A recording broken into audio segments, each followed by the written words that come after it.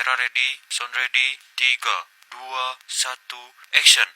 Halo teman-teman semuanya, kembali lagi di podcast kami. Hari ini kita akan membahas mengenai topik yang sangat penting dalam dunia pendidikan, yakninya menyusun bahan ajar cetak. Walaupun era digital terus berkembang, nyatanya bahan ajar cetak masih memiliki peran yang sangat penting dalam aktivitas belajar.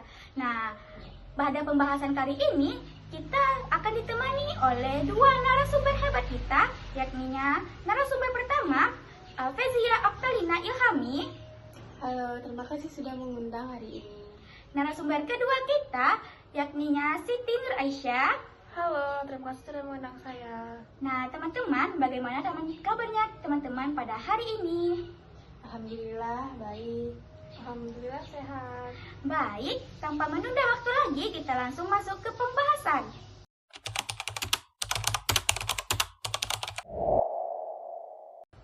Pertama-tama kita akan menanya kepada narasumber pertama kita. Nah, menurut narasumber pertama, sebenarnya apa sih alasan mengapa bahan ajar cetak itu masih relevan digunakan di era digital yang sekarang ini? Nah, ini sangat penting ya teman-teman. Meskipun teknologi berkembang yang pesat, namun bahan ajar cetak tetap relevan. Karena yang pertama yaitu tidak menggunakan internet. Yang kedua, menjaga siswa untuk tetap fokus. Yang ketiga, tidak terganggu oleh notifikasi. Yang keempat, mudah dibawa dan digunakan kapan saja. Dan yang kelima, bisa dicoret dan dipelajari ulang. Nah, bahkan banyak dari beberapa siswa yang lebih nyaman belajar dengan kertas daripada layar. Nah, betul tuh Zia. Menurut narasumber kedua, apa masalah yang sering terjadi dalam penyusunan bahan ajar cetak ini? Nah, jadi masalah paling umum itu penyusunan yang tidak sistematis, tetapi banyak bahan ajar yang cuma berupa kumpulan materi yang dimana yaitu ada tanpa struktur, tanpa media pembelajaran, tanpa latihan, dan tanpa industri. Jadi tidak efektif untuk mendukung pembelajaran. Itu dia teman-teman alasan kenapa kita perlu memahami cara penyusunan yang benar.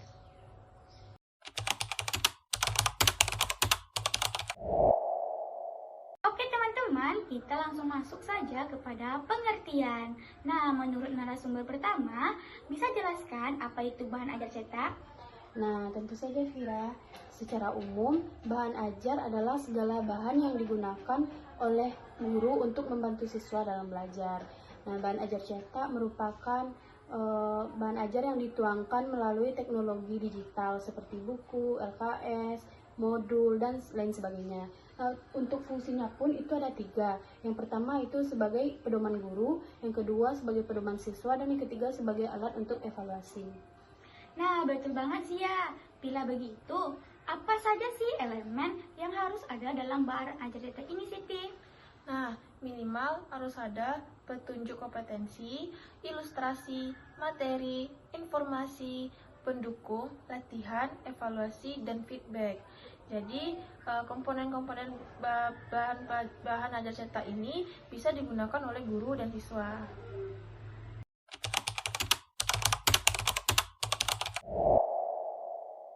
Sekarang kita masuk pada pembahasan yang sangat menarik nih teman-teman, yang dimana kita akan membahas mengenai jenis-jenis bahan ajar cetak ini teman-teman. Nah, untuk jenis-jenis bahan ajar cetak ini itu banyak sekali teman-teman. Untuk jenis yang pertama itu akan dijelaskan oleh narasumber hebat kita, yaitu Zia. Kepada Zia, coba jelaskan Zia bagaimana jenis yang pertama ini. Nah, oke teman-teman, jenis yang pertama yaitu handout.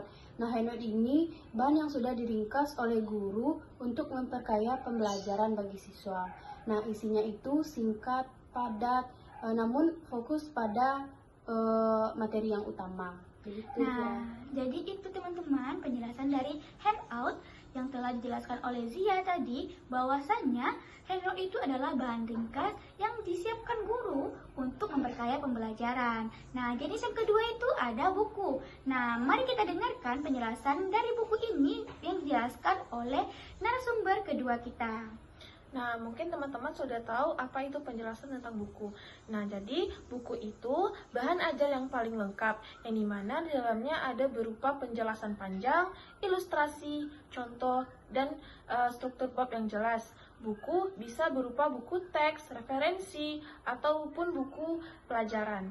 Nah, jadi itu teman-teman, apa yang dimaksud dengan buku tadi yang dijelaskan oleh narasumber kedua kita. Bahwasanya buku bisa berupa buku teks, buku referensi, ataupun buku pelajaran. Nah, langsung masuk kita pada jenis yang ketiga, yaitu ada modul. Nah, mari kita dengarkan penjelasan narasumber pertama kita mengenai modul ini, teman-teman. Nah, yang ketiga yaitu ada modul. Nah, modul ini dirancang untuk siswa belajar mandiri. Nah, di modul ini biasanya ada latihan, evaluasi, kompetensi, materi, dan lain sebagainya.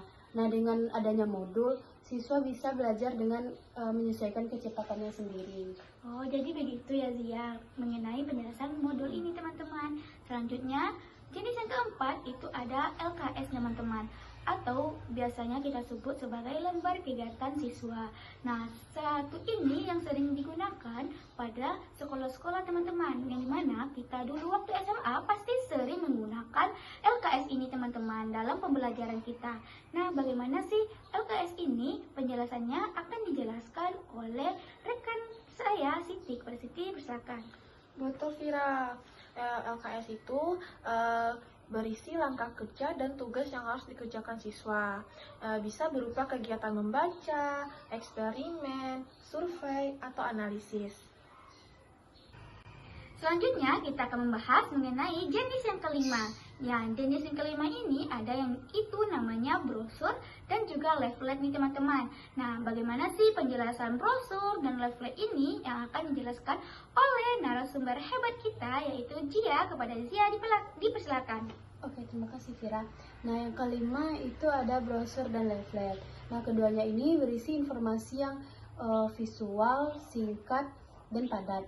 Nah, brosur biasanya hanya satu lembar. Namun kalau leaflet itu biasanya dilipat menjadi beberapa bagian. Nah, ini sangat bagus nih untuk menyampaikan informasi dengan cepat. Nah, jadi itu teman-teman penjelasan mengenai brosur dan juga leaflet. Nah, untuk jenis yang keenam itu ada yang namanya wall chart. Nah, apa sih yang dimaksud dengan wall chart ini, teman-teman? Itu akan dijelaskan oleh narasumber yang kedua kita, yaitu Siti. Nah, jadi worket ini bisa berupa bagan, grafik, atau diagram yang bisa ditempel di dinding. Bisa membantu visualisasi konsep seperti siklus, proses, atau tahapan. Oh, jadi begitu teman-teman penjelasan dari worksheet ini.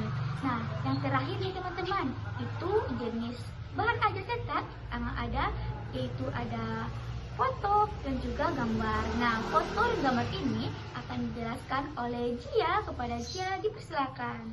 Oke, teman-teman, yang terakhir itu ada foto dan gambar. Nah, media ini sangat bagus untuk memiliki daya ingat siswa yang tinggi. Nah, siswa bisa memahami konsep lebih cepat dengan visual yang cepat juga. Gitu. Nah, jadi itu teman-teman penjelasan mengenai gambar dan juga foto, yang dimana gambar dan foto ini adalah media visual yang memiliki daya ingat yang tinggi, yang dimana siswa bisa memahami konsep lebih cepat dengan visual yang tepat juga tentunya, teman-teman.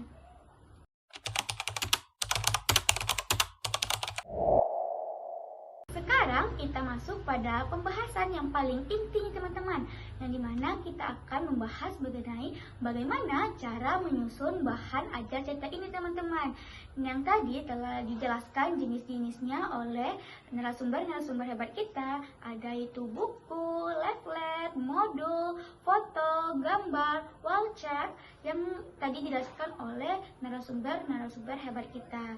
Nah, selanjutnya itu mengenai bagaimana cara menyusun dari jenis-jenis tadi, teman-teman. Itu akan dijelaskan oleh Siti, yakninya yang akan menjelaskan bagaimana prinsip-prinsipnya terlebih dahulu. Nah, kepada Siti dipersilakan. Oke, terima kasih Vira. Tentu ada 5 beberapa prinsip penting. Yang pertama, susunan tampilan. Susunan tampilan ini ada 4. Yang pertama, urutannya yang jelas, ada daftar isi, daftar ringkasan, dan ada tugas membaca. Yang kedua, bahasa yang mudah digunakan seperti kalimat pendek dan bahasa yang jelas. Yang ketiga, uji pemahaman, ada latihan, visual. Yang keempat, visualisasi menarik, yang dimana tampilan ini rapi dan enak dilihat. Dan yang terakhir yaitu yang mudah dibaca. Nah, jadi itu teman, prinsip-prinsip dari penyusun bahan belajar cetak ini teman-teman. Nah, untuk lebih lengkapnya lagi, narasumber pertama kita yaitu Jia akan menjelaskan langkah-langkah dalam penyusunan per jenis-jenisnya nih teman-teman. Nah, untuk jenis yang pertama, silakan Jia dijelaskan. Oke, untuk jenis yang pertama itu ada handout. Nah, langkah penyusunannya itu yang pertama analisis kurikulum, lalu tentukan judul, lalu kumpulkan referensi, lalu tulis ringkas, dan yang terakhir itu revisi ulang. Terus ada buku. Nah, yang pertama itu langkahnya analisis kurikulum, yang kedua buat outline, yang ketiga tulis bab demi bab, yang keempat mengedit, dan yang kelima lengkapi ilustrasinya. Nah, jadi itu teman-teman, langkah-langkah dalam penyusunan handout dan juga buku. Nah, untuk jenis yang ketiga, itu ada modul teman-teman. Nah, modul ini bagaimana penyusunannya akan dijelaskan oleh Siti. Kepada Siti, disilakan Siti untuk jelaskan. Nah, modul ini analisis SK dan KD, tentukan judul, susunan kompetensi, buat materi dan latihan, tambahkan evaluasi, dan kunci jawaban. Nah, jadi itu teman-teman bagaimana cara kita untuk menyusun modul. Nah, untuk jenis yang keempat ini teman-teman yaitu ada LKS, yang dimana LKS ini artinya adalah lembar kerja siswa yang biasanya kita temukan di sekolah-sekolah kita pada dahulu teman-teman. Nah, untuk bagaimana cara penyusunan ini itu akan dijelaskan oleh narasumber hebat kita, Jia. Kepada Jia, silakan Jia untuk dijelaskan. Oke, Vira. Selanjutnya itu ada LKS. Nah, susunannya itu yang pertama menentukan KD, yang kedua yaitu menyusun per kebutuhan, terus membuat judul, terus yang keempat susunan tugas dan langkah kerjanya. Nah, jadi itu teman-teman bagaimana cara menyusun LKS ini teman-teman. Selanjutnya yaitu ada brosur dan leaflet. Nah, bagaimana cara penyusunannya ini itu akan dijelaskan oleh narasumber hebat kita, Siti. Oke, brosur dan leaflet ini yang dimana ada materi singkat, isinya menarik, bahasa yang mudah dipahami. Nah, untuk jenis yang terakhir itu ada foto dan gambar teman-teman. Nah, foto dan gambar ini juga akan dijelaskan oleh Siti. Nah, jadi pilihlah gambar yang bermakna, sertakan instruksi dan pertanyaan. Gunakan storyboard sederhana jika diperlukan. Nah, jadi itulah cara penyusunan bahan ajar ini teman-teman yang telah dijelaskan oleh narasumber-narasumber hebat kita.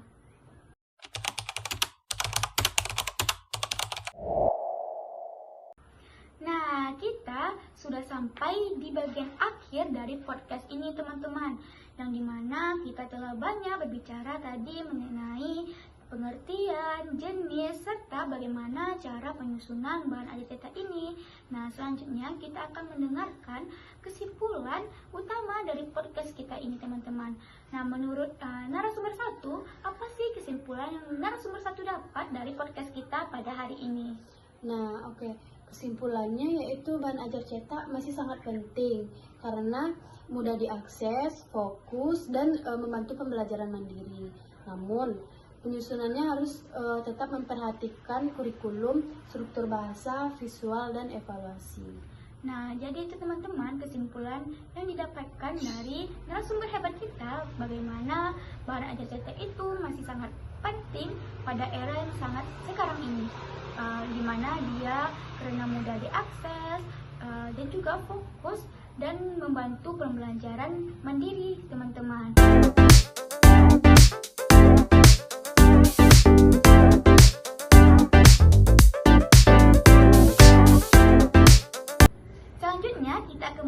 mendengarkan saran dari narasumber hebat kita yaitu Siti. Nah, jadi sarannya itu guru sebaiknya kreatif dan inovatif dalam menyusun bahan ajar. Jangan hanya fokus pada teks, kombinasikan gambar, latihan, dan aktivitas. Sekolah juga harus memberi pelatihan penyusunan bahan ajar kepada guru. Jadi begitu Vira dan Zia sarannya. Oh, jadi begitu teman-teman saran untuk kedepannya. Nah, terima kasih ya narasumber hebat kita ini telah hadir pada podcast kali ini. Terima kasih Zia telah hadir pada podcast kali ini. Sama Vira. Terima kasih ya Siti sudah hadir. Baik, sama-sama Vira. Nah, terima kasih juga kepada teman-teman semuanya yang telah mendengarkan podcast kami dari awal hingga akhir. Semoga episode ini bermanfaat dan memberikan wawasan baru tentang penyusunan bahan ajar cetak. Sampai jumpa di episode selanjutnya. Tetap belajar, tetap semangat, dan tetap jaga kesehatan teman-teman. Saya Fitri Ramadhani sebagai host pada podcast kali ini pamit undur diri teman-teman. Sekian dari kami semua. Kami ucapkan wassalamualaikum warahmatullahi wabarakatuh. Bye-bye.